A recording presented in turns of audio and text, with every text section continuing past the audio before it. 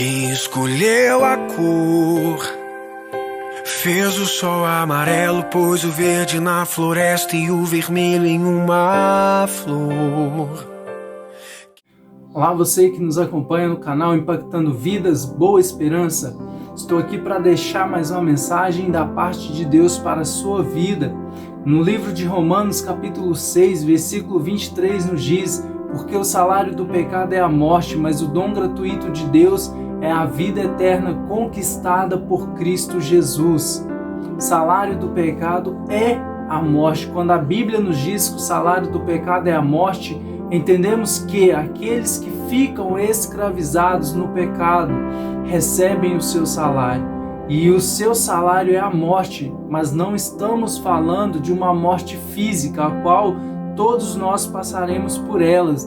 Estamos falando de uma morte que virá após a condenação. A Bíblia nos explica que todo aquele que crer, obedecer e ser fiel e manter os seus caminhos alinhados com as vontades de Deus, esses receberão como recompensa a vida eterna. Jesus foi preparar moradas eternas, mas essas moradas não são para todos, são para todos aqueles que aceitaram e receberam Jesus em seu coração. Quando nós falamos em salário, sabemos que se trata de uma recompensa por algum trabalho executado, ou seja, aquele que vive no pecado, ele se torna servo e escravo do pecado, e o que ele receberá como recompensa é a morte eterna. Nós vivemos a nossa vida em busca da nossa salvação, ou seja, conquista pela vida eterna, mas aqueles que continuam na prática do mal, na prática do pecado, esses receberão como o pagamento, o seu salário, como seu salário, a morte eterna.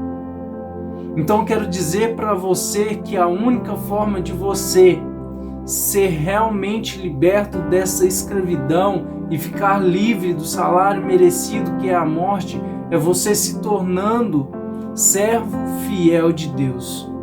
E aí o seu salário já não será mais a morte, e sim a vida eterna a qual Deus nos prometeu. A Bíblia diz no livro de João, capítulo 11, versículo 25, então Jesus afirmou: eu sou a ressurreição e a vida, quem crê em mim, ainda que morra, viverá. É esta vida que nós estamos falando, essa vida que virá após nós recebemos como recompensa, como nosso prêmio, a vida eterna. Jesus, quando partiu, ele foi preparar essas moradas, preparar morada eterna para todos aqueles que permanecerem firmes, fiéis e obedientes à palavra de Deus.